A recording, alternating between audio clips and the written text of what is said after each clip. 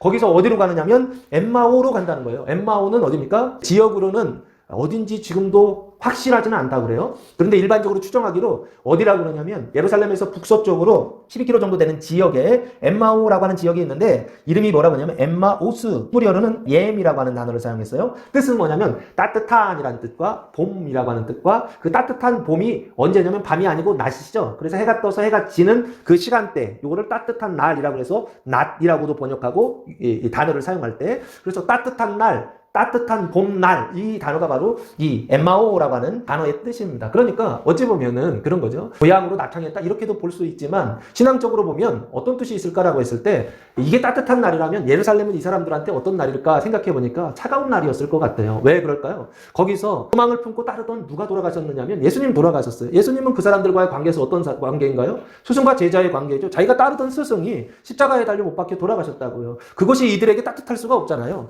그래서 어찌 보면 신앙의 그 따뜻함, 어떤 종교적인 그 따뜻함, 무엇인가 그 따뜻함을 쫓아서 내려가던 곳, 거기가 바로 어디다? 이 엠마오라고 하면 어떨까 싶어요. 그러니까 자기들 생각할 때 차가운 곳이에요. 자기들 생각할 때의 겨울과 같은 곳, 자기들 생각할 때의 그 죽음과 그 슬픔과 그 희망이 사라진 그 절망이 가득한 그 예루살렘을 떠나서 어디로 가느냐면 자기들이 생각할 때의 따뜻한 봄날이라고 생각되는 그 엠마오로 내려가던 그곳이요. 그 마을로 내려가고 있었다라는 거예요. 지금도 마찬가지예요.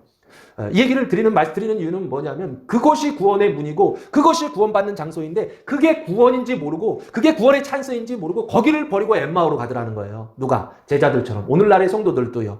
그 예루살렘이라고 하는 그 구원의 문을 버리고 어디로 가더라? 엠마오라고 하는 자기가 따뜻하다고 생각하는 그곳으로 가더라라고 하는 것입니다. 그래서 이 오늘 엠마오로 내려가던 제자들이 누가복음에서 이렇게 큰 비중을 가졌던 이유가 뭘까라고 했을 때 바로 이것 때문에 그런 게 아닌가 싶어요. 구원의 문 앞에서 그 구원의 문을 통과하지 못하는 사람들이요. 그 칭의와 그 중생의 문을 통과하여 구원받아야 될 사람들이 믿음으로 구원받지 못하고 오히려 그것을 어떻게 해요? 배척하고 대적하고 그것에 들어가지 못하던 제자들에게 어떻게 하라고요? 구원받으라고요. 의롭다 하심을 받으라고요. 하나님의 생명을 어떻게 하라고요? 의롭다 하심을 받고 성전을 준비해서 하나님의 생명을 받으라고 시작하라고 가르쳐 주시는 말씀. 그 권면하는 말씀이 바로 오늘 이 엠마오로 내려가는 말씀이 아닌가.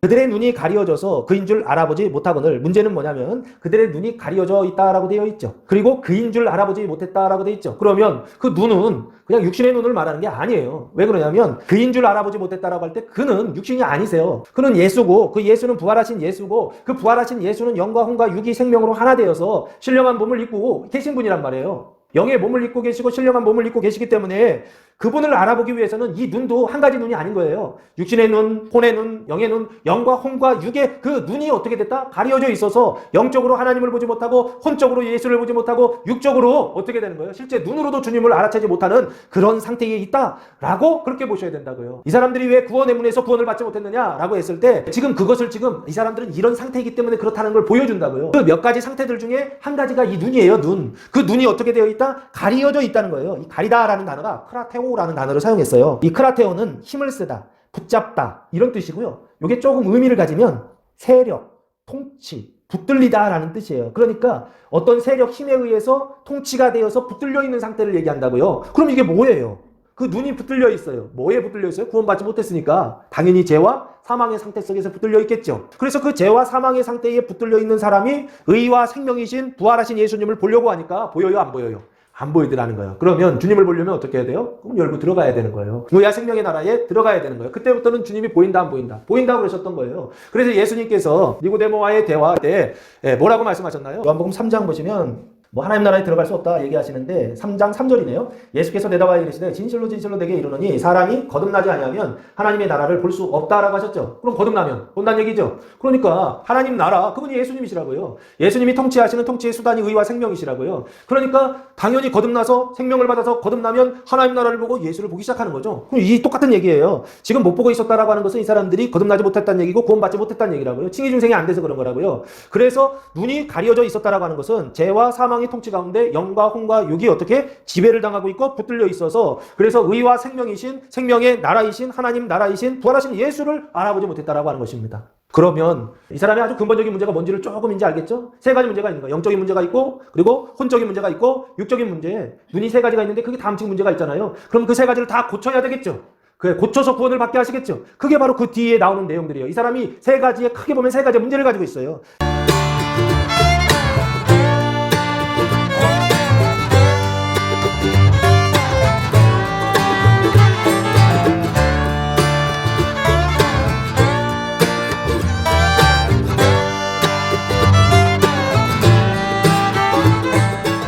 그래서 예수님께서 17절 물으세요. 예수께서 이르시되 너희가 길 가면서 서로 주고받고 하는 이야기가 무엇이냐 하시니 두 사람이 어떤 상태로 슬픈 빛을 띠고 머물러 서도라 하라고 말씀하고 있죠. 그 슬픈 빛이라고 하는 이 슬픔이란 단어가 스키드로포스라고 하는 단어를 사용했는데 뜻은 화난 얼굴의라는 뜻이에요. 얼굴에 화가 났다는 뜻이에요. 그리고 어떠냐? 그래서 우울하고 슬픈 안색의라는 상태. 이게 신앙의 첫 번째 상태예요. 이 사람들의 신앙의 첫 번째 상태는 뭐냐? 어떤 상태예요? 눈이 가려져 있는 상태인데 그 눈이 가려져 있는 그 상태를 통해서 나타나는 첫 번째 신앙의 상태는 뭐냐면 슬픈 빛이에요. 슬픈 빛이요. 이 슬픔은 뭐냐면 분노 때문에 온 거예요.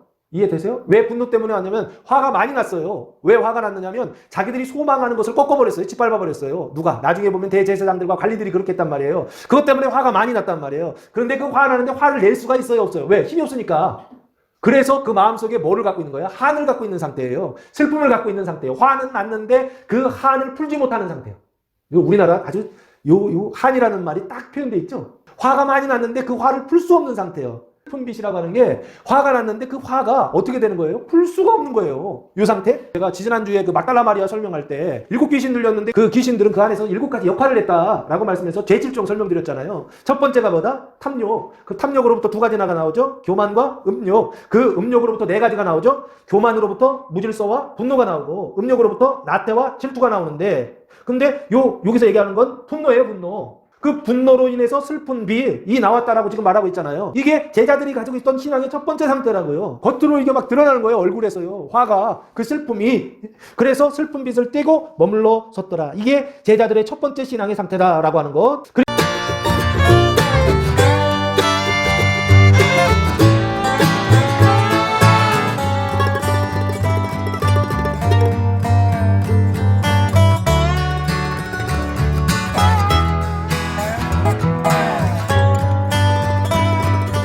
글로바라 하는 자가 대답하여 이르되 당신이 예루살렘에 체류하면서도 이 체류라고 하는 건 거주하는 건데 가까이 거주하다 외국인으로 거주하다 라고 하는 뜻이에요. 체류하면서도 요즘 거기서 된 일을 혼자만 알지 못하느냐 라고 하고 있어요. 요즘 거기서 된 일을 그게 뭡니까? 19절에 예수의 일이죠. 돌아가신 그 일이란 말이에요. 혼자만 알지 못하느냐? 너만 모르느냐? 그 얘기죠? 알지 못하느냐 할 때 요 알지라는 단어가 기노스코라는 단어예요. 알다, 느끼다, 인식하다라고 하는 건데 나는 아는데 너는 모른다 그 얘기죠. 그럼 예수님 모르실까요? 왜 몰라요? 예수님 자신의 일인데 누구보다도 더 잘 알죠. 100% 더 잘 아시죠. 돌아가신 것도 알고 부활하신 것도 알고 나타내신 것까지도 아주 분명하게 알고 계신 분 그분이 바로 누구세요? 예수님이시잖아요. 근데 지금 예수님 앞에서 뭐 하고 있는 거예요? 번데기 주름 잡는 거 아닌가요? 나는 아는데 더 모르느냐 그러고 있는 거잖아요. 그걸 뭐라 그래요? 예수님 앞에서 아는 척하는 것이요. 이것을 지적 교만이라고 하지 않습니까? 그러니까 내용을 보니까 아까 그랬잖아요. 탐욕으로부터 뭐가 나와요? 교만과 음욕이 나온다고 했잖아요. 교만, 자기를 높이는 거. 근데 그 자기를 높이는데 어떤 차원에서? 지적인 차원에서 자기를 높이는 거. 그래서 그것으로부터 충족되면 뭐가 온다? 무질서가 오고 무절제가 오고 그게 충족이 안 되면 뭐가 온다? 분노가 온다 그랬잖아요. 분노가 첫 번째 현상으로 나타났다고 한다면 그 슬픔이요. 화가 난 그 얼굴의 상태요. 두 번째 상태는 뭐가 나타났냐면 여기요. 잘난 체 하는 거예요. 주님 앞에서 주님에 대하여 더 아는 척 하는 거예요. 주님이 가르쳐 주시려고 해도 아는 척해서 가르쳐 줄 수가 없어요. 그게 우리의 모습 아닌가요? 예수님이 오셔서 예수님을 가르쳐 주시는데 내가 더 잘 알아요. 그래서 예수님께 배워야 되는데 내가 예수님을 가르치려고 한다고요. 그게 제자들의 두 번째 상태였다라고 하는 것입니다. 그래서 9절 보시면 9절부터 24절까지가 세 번째 상태인데요. 이르시되 무슨 일이냐? 부활하신 예수님께서 무슨 일이냐 물으세요. 그러면 왜 물으셨을까요? 모르셔서? 아니죠. 알고 계시죠? 알고 계신데 물으신 이유는 뭐예요? 알려주시려고. 이걸 뭐라고 합니까? 이걸 철학에서 소크라테스인가요? 대화법이라고 합니다. 진리에 접근하는 방법인데 어떻게 하냐? 묻고 또 물어서 어디에 도달하게 하는. 진리에 도달하고 구원에 도달하게 하는 방법이 있어요. 그게 대화법이라고 하는데 예수님이 그 방법을 사용하고 계시더라고요. 알고 계신데 물으셔요. 무슨 일이냐 물으세요. 그랬더니 왜 물으셨냐면 이 사람의 상태를 지금 설명하고 계시려고 그러는 것 같아요. 나사렛 예수의 일이니. 그럼 이건 대답하는 거죠. 글로바가 대답하여 이르되, 이 얘기죠. 세 가지를 대답하는데 나사렛 예수의 일이다. 그 예수의 일이 세 가지예요. 그 세 가지 일을 통하여서 세 번째 신앙의 상태를 어떻게 하느냐면 보여주고 있고 진단하고 있어요. 그게 뭐냐면 그는 하나님과 모든 백성 앞에서 말과 일에 능하신 뭐다? 선지자다. 그러니까 이 사람들은 예수님을 뭐라고 생각했느냐면 선지자라고 생각했던 거예요. 하나님과 모든 백성 앞에서라고 돼 있죠. 이게 무슨 얘기예요? 하나님도 인정하고 백성들도 인정하는 사람이라는 뜻이죠. 앞에서 말이라는 단어가 로고스예요. 그리고 일이라는 단어가 엘고온이라는 단어. 하나님의 말씀이나 하나님의 일에 있어서 능하신 하나님의 일을 하시는 뭐다? 선지자. 메시아가 아니에요. 그리스도가 아니에요. 선지자예요. 선지자라고 하는 말은 무슨 말입니까? 프로페테스라고 하는 단어를 사용하는데 미리 말하는 자, 영감을 말하는 자. 그러니까 말은 해. 근데 자기 말이 아니다. 아니죠? 하나님의 말씀을 하는 거죠. 일은 해. 근데 그 일은 자기 일이다? 하나님의 일을 하는 사람이죠. 그래서 이 프로페테스 정도로 생각했던 거예요. 그러니까 한번 생각해 보세요. 이 프로페테스는 어떤 존재예요? 아멘입니까? 아니죠? 하나님을 가시라고 한다면 그리스도를 뭐라고 그랬어요? 하나님이 사람이 되신 분, 원래는 하나님이셨는데 사람이 되셔서 인자가 되신 분, 이걸 간맨이라고 그랬죠. 그럼 이 프로페테스, 예언자는요? 선지자는요? 이 사람은 간맨 아니에요. 이 사람은 어떤 사람입니까? 말도 하나님의 말씀을 하고 일도 하나님의 일을 하지만 간맨이 아니라 사람으로 태어나서 은총을 받아서 하나님과 같이 된 사람. 이걸 디바인 휴먼이라고 그랬죠. 그러니까 이 선지자는 디바인 휴먼이란 말이에요. 근데 예수님은 어떤 분이세요? 간맨이셨다고요. 그러니까 예수님을 알기는 아는데 제대로 알지 못하는 거죠. 믿기는 믿는데 제대로 믿지 못하는 상태. 똑같지 않습니까? 이게 이 사람들의 상태였다는 거예요.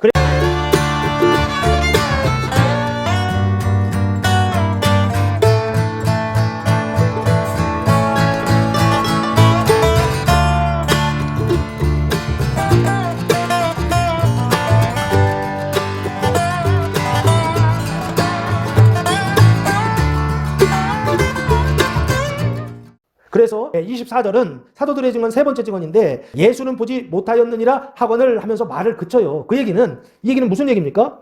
예수가 죽었다. 그리고 여자들이 예수님 부활하셨다라고 하는 천사들의 그 나타남을 보았다. 그리고 사도들이 가서 확인했더니 시체는 없고 빈무로만 있더라 라고 하는 어떤 그 얘기를 지금 얘기하고 있죠. 그 얘기는 이 사람들이 이걸 긍정적으로 얘기하고 있다, 부정적으로 얘기했다, 부정적으로 얘기하고 있죠. 그 얘기는 이 얘기를 믿는다, 안 믿는다. 안 믿는다라고 하는 거죠. 그걸 뭐라고 합니까? 불신이라고 합니다. 불신은 어디로부터 온다? 불의로부터 옵니다. 그 불의를 뭐라고 합니까? 성경에서는 죄라고 합니다. 그러니까 지금 이 사람들의 잘못은 세 가지예요. 크게 보면 세 가지인데 첫 번째는 슬픈 빛이죠. 두 번째는 교만이고 영적인 교만이고 세 번째는 뭡니까? 불신이에요. 불신. 그 불신을 아까 이야기할 때 뭐라고 그랬냐면 탐심이라고. 첫 번째 죄가 탐심이지 않았습니까? 그리고 그 탐심으로부터 교만이 나오고 그 교만으로부터 분노, 이 세 가지가 나오잖아요. 탐심과 교만과 분노가 연결되어 있죠. 이 모습이 지금 엠마오로 내려가던 제자들의 모습이요 신앙의 상태다라고 성경은 진단하고 있다라는 거예요.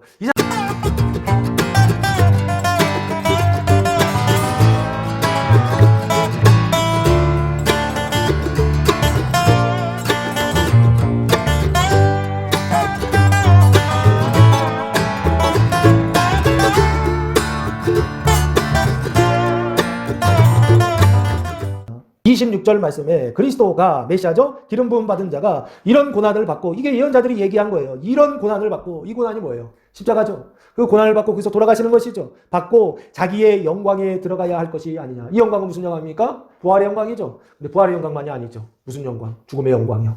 십자가의 영광. 이것도 영광이라고 하신다고요. 예수님의 영광은 두 가지예요. 죽음의 영광과 부활의 영광. 죽고 사는 영광. 그 영광에 들어가야 할 것이 아니냐 하시고, 그 얘기는 무슨 얘기예요? 내가 들어갔던 것처럼 너희도 들어가야 된다는 거예요. 그 고난의 문, 그 십자가의 문을 통과해야 된다라고 하는 거예요.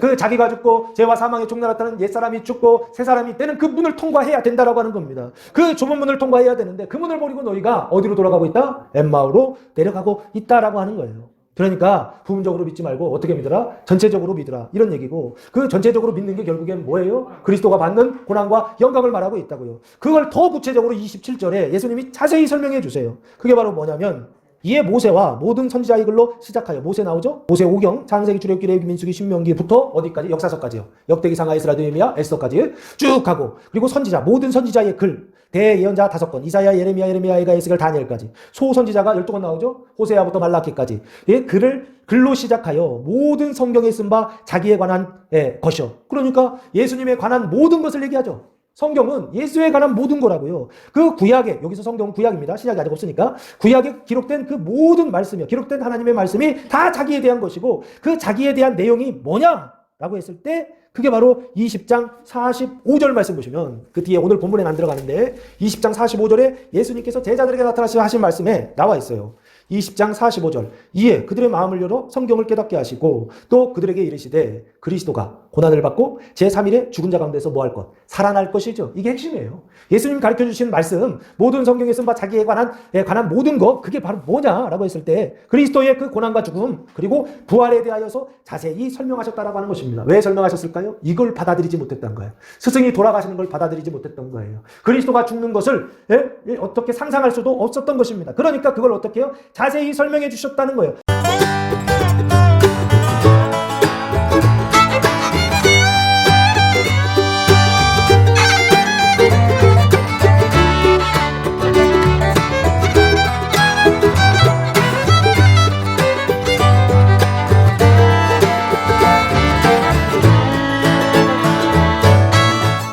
그래서 결국에 이 떡은 뭘 얘기하고 있느냐라고 했을 때 예수님의 몸을 얘기하고 살을 얘기하고 있다고요. 그래서 지금 똑같죠? 음식 잡수실 때에 떡을 떼셔가지고 아르토스죠? 그것을 하늘 향해서 축사하시고 기도하시고 찢어서 떼어주시는 거. 이거는 표징이라고 했죠? 뭐에 대한 표징이에요?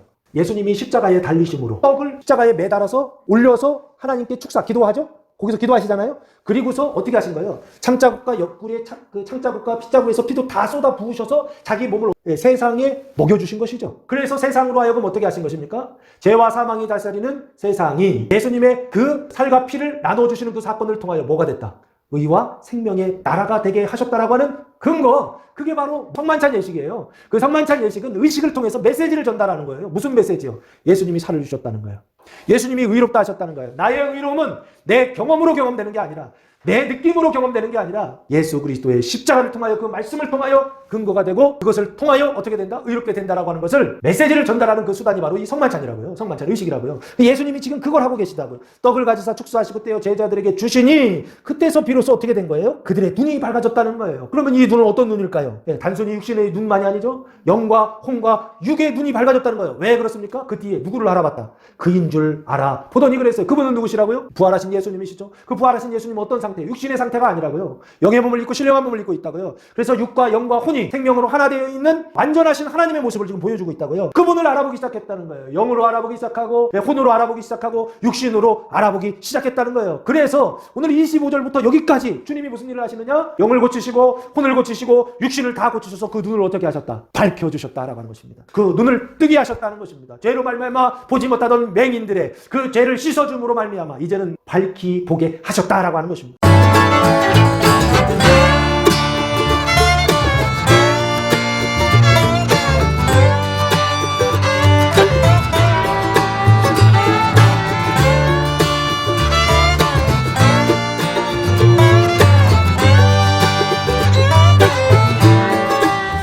그들이 서로 말하되 길에서 엠마오 도상이죠. 우리에게 말씀하시고 우리에게 성경을 풀어주실 때에 성경을 해석해 주신 것이죠. 풀어주실 때에 우리 속에서 마음이 뜨겁지 아니하더냐. 그때 말씀을 들을 때의 그 상태를 지금 설명하고 있죠. 이 뜨겁다라고 하는 단어가 카이오라는 단어를 사용했는데 마음이 뜨거워졌다는 거예요. 그런데 이 카이오라는 뜻이 불을 붙이다라는 뜻이에요. 그래서 불 붙이니까 빛이 나겠죠. 빛나다. 그 빛나다 보면 어떻게 돼요? 소모되고 그리고 타서 없어지게 되죠. 그래서 요 뜨겁지 아니하느냐라고 했을 때 뭐가 뜨거운 거냐라고 했을 때 마음이 뜨거운 건데 그 마음 속에 있는 뭐가 지금 타서 없어지는 거냐면 17절에 스키드로포스라고 하는 단어가 있었죠. 그게 뭐예요? 슬픈 빛이요. 그리고 홀로 알지 못하느냐 하면서 그 교만했던 마음이 있었죠. 내적 자아라고 하는 그 교만을 태워버리시고 슬픈 빛을 태워버리고 교만을 태워버리고 마지막에는요. 이게 말이 되냐? 부활의 증거 들었을 때 말도 안 된다 했던 그 불신을 태워버리신 것이 아닌가라는 것입니다. 특별히 이 사람들이 가지고 있었던 그리스도상이 뭐였느냐면 선지자 신앙을 가지고 있었어요. 그렇죠? 그 선지자 신앙을 태워버리고 무슨 신앙으로 바꿔주셨냐면 그리스도 신앙으로 바꿔주셔서 그래서 어디에 들어가게 하신다? 칭의 중생에 들어가게 하신다라고 하는 것입니다.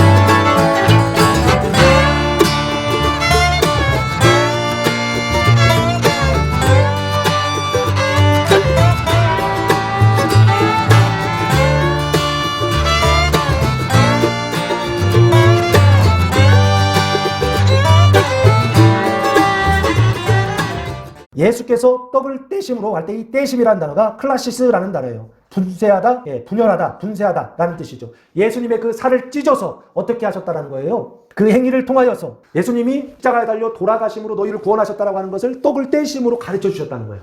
그래서 그 알려주신 것을 말하기 시작했다라고 말씀하고 있습니다. 그래서 두 명의 제자들이 부활의 증언을 말하기 시작하는 것, 이것이 구약에 언약되어 있죠. 그게 바로 무엇입니까? 하박국 2장 4절 말씀 보시면 보라 그의 마음은 교만하며 그 속에서 정직하지 못하나. 이게 똑같죠? 그의 마음은 교만하며 그 속에서 정직하지 못하나. 정직, 의가 없죠? 못하나 의인은 그의 믿음으로 말미암아 살리라 라고 말씀하시죠. 이런 상태에 있었던 사람을 이렇게 바꾸셔서 그 구원에 들어가게 하실 것이다 라고 하는 예언이 하박국서에 기록되어 있었고, 그래서 이 사람이 믿음으로 구원을 받아서 그래서 뭐가 됐느냐면 3장 하박국 3장 2절에 믿음으로 말미암아 살리라가 실현되죠. 그게 바로 뭐냐면 3장 2절 여호와여 내가 주께 대한 소문을 듣고 놀랐나이다. 여호와여 주는 주의 일을 이 수년 내에 부응하게 하옵소서. 이 수년 내에 나타내시옵소서. 진노 중이라도 긍휼을 잊지 마옵소서. 부응이라고 하는 단어가 나오죠. 이 부응이 바로 오늘 이 두 명의 제자들에게 나타나신 언약의 성취다라고 하는 것입니다.